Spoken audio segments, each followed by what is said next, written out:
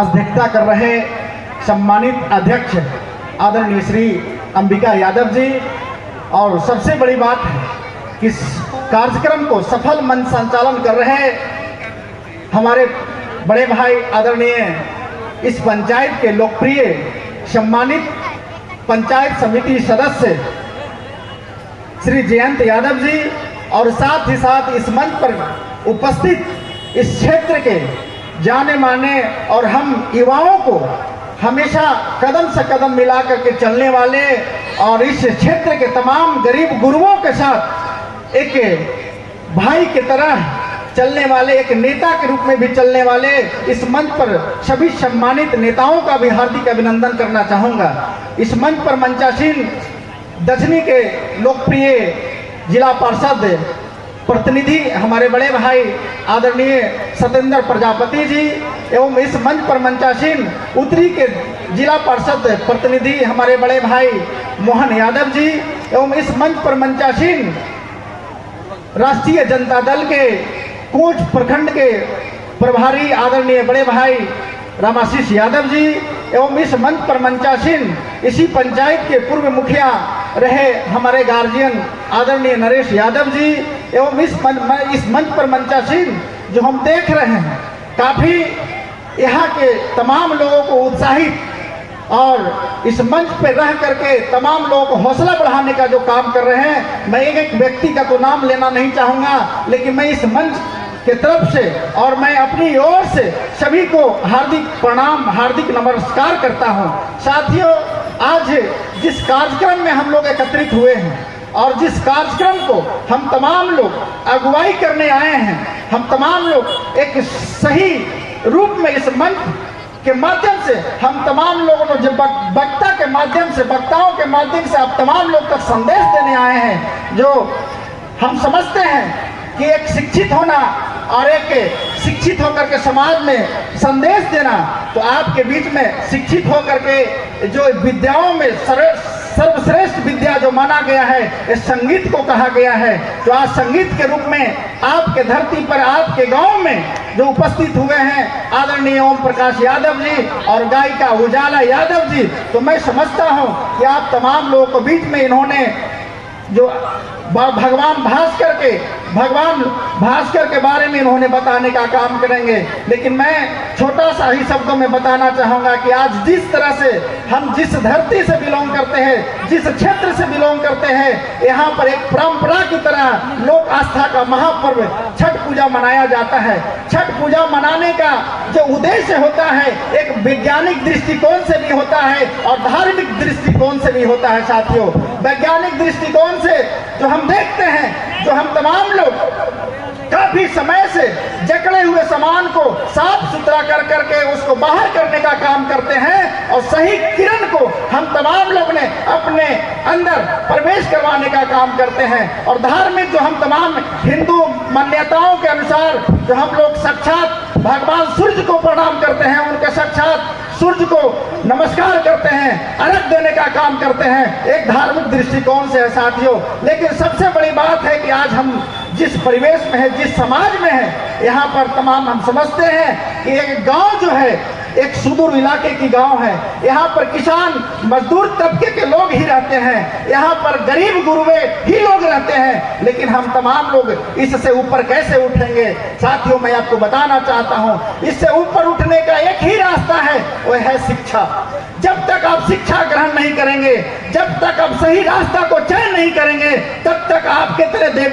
देवी देवता पूछते रहेंगे। क्योंकि हिंदू मान्यताओं के अनुसार 33,000 देवी देवताएं हैं। आप तमाम देवताओं को पूजा करते रह जाएंगे, आप जहां है वहीं रह जाएंगे, जब तक आप शिक्षा ग्रहण नहीं करने का काम करेंगे। मैं भी आपके बीच में बोलने का काम कर रहा हूं साथियों। मैं भी एक गरीब का बेटा हूं, मैं भी एक किसान का बेटा हूं, जो आपके गांव के बगल में तिरेरी गांव है। मैं वहां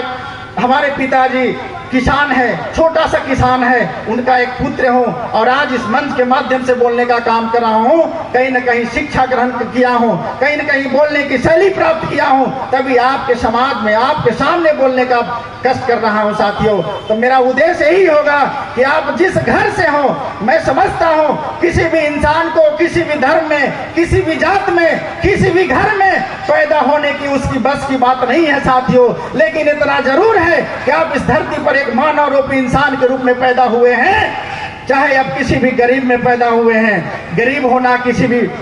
भी तरह से अपराध नहीं है साथियों। गरीब इस धरती पर पैदा होना ये हमारे बस की बात नहीं है, किसी भी धर्म में पैदा होना ये हमारे बस की बात नहीं है, लेकिन इतना जरूर है साथियों कि अगर किसी भी हम घर में पैदा हुए हैं, एक मानव रूपी इंसान के रूप में इस धरती पर आए हैं, लेकिन इतना जरूर कर्तव्य है साथियों कि मैं जब आया हूँ इस धरती पर, मेरी कर्तव्य क्या है, मेरी दायित्व क्या है, मैं किस लिए इस धरती पर आया हूँ, ये सोचने और समझने की जरूरत है साथियों। जब तक आप ज्यादा नहीं समझ सकते हैं, लेकिन इतना जरूर है कि आप जिस गांव में रहते हैं, हम समझते हैं कि हम उम्र के जितने भी लोग हैं, यहाँ के जितने भी नौजवान साथियों हैं, आप अपने दादा से, आप अपने पिताजी से, आप अपने परदादा से सीखने का काम करेंगे कि आपके जीवन जो मिला है, इस जीवन मिलने में कितना उन लोगों का संघर्ष रहा है, आप जिस और बड़े हैं यहाँ तक लाने में उनका कितना योगदान रही है, कितना संघर्ष रहा है, इस चीज को आप लोगों को अवगत होना होगा, इस चीज से आपको अवगत होना होगा। क्योंकि मेरा कहने का मकसद है कि जो व्यक्ति अपने इतिहास को नहीं समझता है, अपने इतिहास को नहीं जानता है, वो इंसान नहीं है, वो वो जानवर समान एक इस धरती पर पैदा हुआ है साथियों। इसलिए मैं तमाम आप लोगों से कहना चाहूंगा कि अगर आप इस धरती पर पैदा हुए हैं तो एक रास्ता चुनने का काम करें। कोई जरूरी नहीं है कि आप भी मेरे ही तरह नेता बने, कोई जरूरी नहीं है कि जो डॉक्टर बना है वो डॉक्टर बने, कोई जरूरी नहीं है कि जो डीएम बना है वो डीएम बने, लेकिन जो आपके अंदर शक्ति है, जो आप सोच रहे हैं, उस रास्ते पर चलने का काम करें और आप अपना रास्ता तय करके आप अपने जीवन में ऐसा उपलब्धि प्राप्त करने का काम करें कि जिस ओर आप चलें एक आपकी रोशनी की तरह नाम खिले, आपकी एक पहचान बने और आपकी पहचान के माध्यम से समाज में एक लकीर खींचने का काम करें साथियों। मेरा एक कहने का मकसद है, हम समझ रहे हैं कि जितने भी लोग यहाँ पर उपस्थित हैं एक छोटा सा साधारण सा गांव के ही लोग हैं, लेकिन आज हम तमाम लोगों को जागृत होने की जरूरत है। चाहे सामाजिक स्तर से जागृत होने की जरूरत है, शैक्षणिक स्तर से जागृत होने की जरूरत है, शिक्षित स्तर से जागृत होने की जरूरत है। आप तमाम लोग अधिक संख्या में किसान हैं, किसान के क्षेत्र में भी जागृत होने की जरूरत है। मैं एक किसान हूँ तो किसान क्षेत्र में मैं कैसा काम करूँ, एक मेरा किसान के उपलब्धि में एक नाम रोशन हो, एक सही मुकाम पर हम पहुँच सके, इस भावना के तहत काम करना है साथियों, इस भावना के तहत काम करना है। आज इस कार्यक्रम को हम लोगों ने एक सींचने का काम किया है और यहाँ पर महिला गायिका को बुला करके, पुरुष गायक को बुला करके आप तमाम लोग ने उस संगीत को सुनने का काम करेंगे। तो आज इन्होंने इस क्षेत्र में मेहनत करने का काम किया है, तभी हम तमाम लोगों ने इनका बिहार से बाहर के रहने वाले हैं वहां से बुला करके हम तमाम लोगों को इनको बातों को सुनने का हम लोगों ने एकत्रित होने का काम किया है। तो इसी तरह से अपने जीवन में भी कुछ करना है ताकि आप जो भी करें आपको एक आईना की तरह दिखे और समाज आपको अनुयायी करे और आपके अनुयायी की तरह उन्होंने एक लकीर बन करके आगे बढ़ने का काम करें। मैं बहुत ज्यादा विशेष नहीं कहना चाहूंगा, लेकिन इतना जरूर कहूंगा कि आप शिक्षित हो और संगठित हो और संघर्ष करो, क्योंकि आज हम तमाम लोग जितने भी इस देश में रहने वाले लोग हैं, हम तमाम लोग बाबा साहब के मानने वाले लोग हैं, क्योंकि बाबा साहब के द्वारा ही संविधान जो दिया गया है उसी संविधान के अनुसार ये देश चलती है और यहाँ के प्रशासन चलता है, यहाँ के शासन चलता है, यहाँ की सरकार चलती है। तो मैं बाबा साहब को भी पढ़ने का काम करें और उनके बताए हुए मार्ग को अमल करने का काम करें। बाबा साहब ने कहा था कि आप शिक्षित हो, संगठित हो, संघर्ष करो। बाबा साहब ने ही कहा था कि शिक्षा वो सिरनी का दूध है, शिक्षा वो सिरनी का दूध है जो पिएगा वो दहाड़ेगा। कहने का अर्थ था कि शिक्षा जब अपने आप अंदर ग्रहण करेंगे, आपके अंदर ज्ञान होगी, आपके अंदर नॉलेज होगी, तो आप जहां भी रहेंगे वो शेर की तरह दहाड़ते रहेंगे, शेर की तरह आवाज अपना बुलंद करते रहेंगे। इसलिए आप तमाम लोग सबसे पहले शिक्षित हो और राजनीतिक संगठित हो, क्योंकि आज इस देश में सबसे ज्यादा हम तमाम लोगों को जो भविष्य का निर्माण करता है, हम लोगों ने ऊपर भगवान की ओर भी एक तरह नजर रखने का काम करते हैं कि जो भगवान करेंगे वो हम सब मानेंगे। लेकिन दूसरा क्या है, एक राजनीतिक भी है कि आपके अंदर जो राजनीति की भावनाएं रहेगी, आप सही प्रतिनिधि चुनने का काम करेंगे, सही नेता बनाने का काम करेंगे, तभी आपको भविष्य का भी एक चयन करेगा, सही रास्ता देने का काम करेगा, समुचित व्यवस्था देने का काम करेगा। इसीलिए आप तमाम लोग इसके प्रति भी संगठित होकर के अपने आप को जागृत होने का काम करें और मझियामा गांव को एक पहचान बनाने का काम करें कि मझियामा गांव के भी लोग ऐसे लोग हैं जो सही चीज सही समय पर चुनाव करने का काम करते हैं। इसलिए मैं ज्यादा समय न लेते हुए, लेकिन जाते जाते इतना जरूर कहूंगा,